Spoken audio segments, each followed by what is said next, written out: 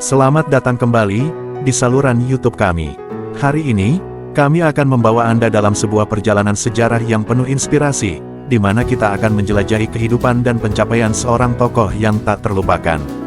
Ini adalah sebuah kisah tentang perjuangan, keberanian, dan ketabahan seseorang yang telah membentuk sejarah negara dan menjadi panutan bagi banyak generasi. Kisah yang akan kita bagikan hari ini adalah tentang seorang pahlawan nasional yang namanya telah merajai buku-buku sejarah Indonesia.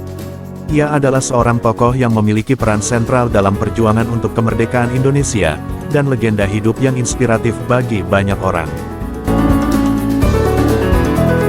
Untuk memahami sepenuhnya peran dan warisan pahlawan ini, mari kita pertama-tama menciptakan latar belakang sejarah yang relevan. Selama video ini, kita akan mengikuti perjalanan pahlawan ini dari awal kehidupannya, mengenal latar belakang, pengorbanan, dan pencapaian penting yang membuatnya menjadi sosok terkemuka dalam sejarah. Dengan video ini, kami bertujuan untuk menginspirasi Anda, memotivasi Anda, dan menghidupkan kembali sejarah yang harus kita kenal dan hargai. Ini adalah penghargaan kepada mereka yang telah berjuang untuk kebebasan kita. Jadi, bersiaplah untuk menjelajahi kisah pahlawan yang tak terlupakan, menggali lebih dalam sejarah dan mendapatkan wawasan baru tentang perjuangan mereka. Mari kita mulai perjalanan inspiratif ini, dan jangan lupa untuk berlangganan saluran kami untuk terus mengikuti kisah-kisah hebat lainnya. Mari kita mulai. Pertempuran Laut Arafuru juga kerap disebut Pertempuran Laut Aru. Hal ini merujuk pada lokasi terjadinya pertempuran tersebut. Penyebab pertempuran Laut Arafuru yakni pengingkaran Belanda terhadap hasil konferensi meja bundar KMB. Ketika itu, Belanda berjanji untuk membebaskan Irian Barat kini Papua Barat tetapi mengingkarinya.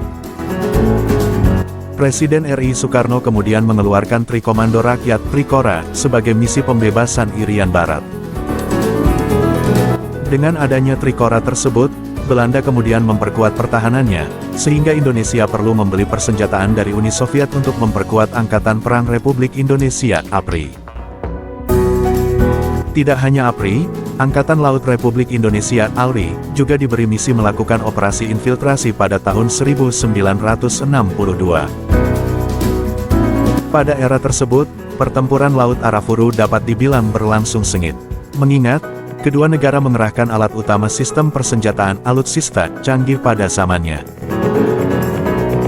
Indonesia mengerahkan 3 kapal perang berjenis motor torpedo boat, MTB, tipe Jaguar yang dikerahkan, yakni KRI Macan Tutul, 650, dipimpin oleh Komodor Yos Sudarso, KRI Macan Kumbang, 653, dipimpin oleh Kolonel Mursyid, dan KRI Harimau, 654, dipimpin oleh Kolonel Sudomo.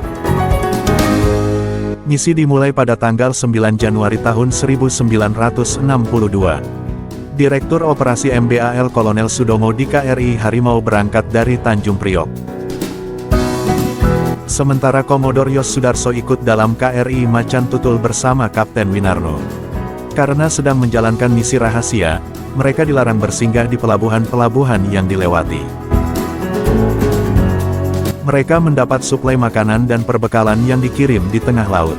Ketiga kapal MTB tersebut tiba di perairan Aru pada tanggal 15 Januari tahun 1962. Mereka kemudian bergerak menuju Kaimana, Papua Barat pada pukul 17 waktu Indonesia Tengah. Operasi yang dijalankan ini memang dirahasiakan dari unit lain. Akan tetapi, misi mereka berhasil diketahui Belanda.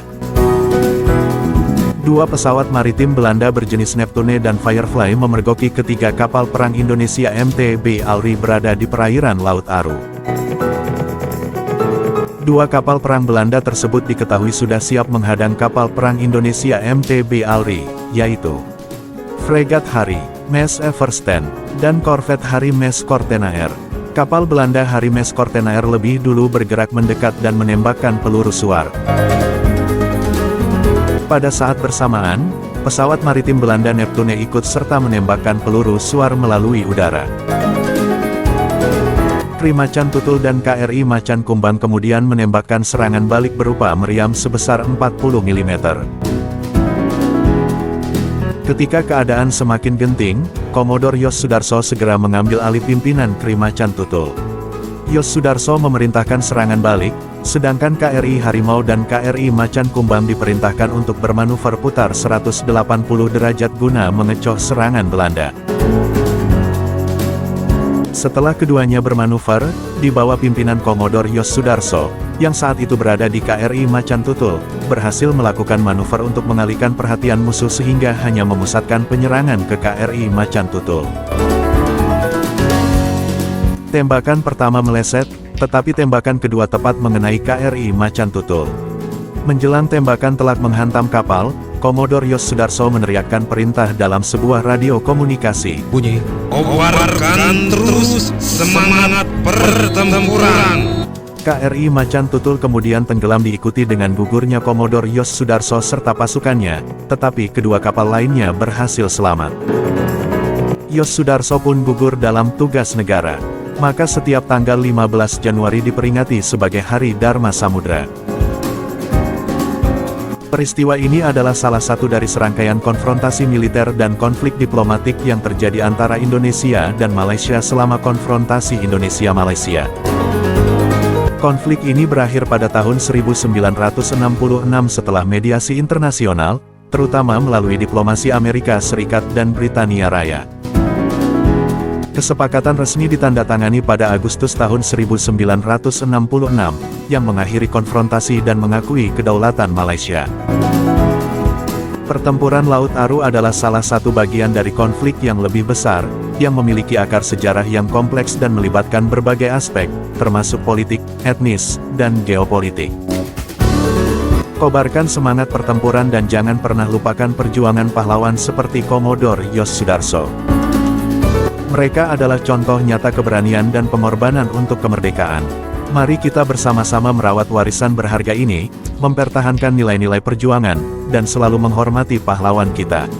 Terima kasih telah menyaksikan, dan sampai jumpa dalam petualangan sejarah berikutnya.